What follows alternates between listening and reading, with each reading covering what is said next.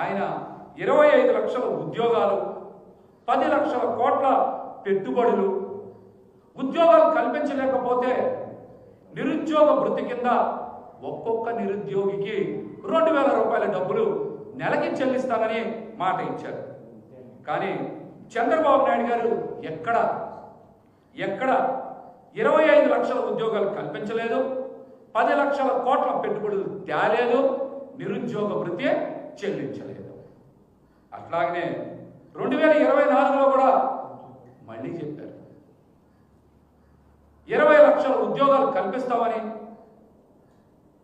లక్షల కోట్ల రూపాయలు పెట్టుబడులు తెస్తామని, నిరుద్యోగ భృతి కింద 3000 రూపాయలు చెల్లిస్తామని. కానీ ఎక్కడైనా చంద్రబాబు నాయుడు గారు ఈ పని చేశారా? ఎక్కడైనా చంద్రబాబు నాయుడు గారు పెట్టుబడులు తెచ్చారా? ఉద్యోగ అవకాశాలు కల్పించారా? ఒక్కసారి ప్రజలు కూడా తెలుసుకోవాలి. ఆయన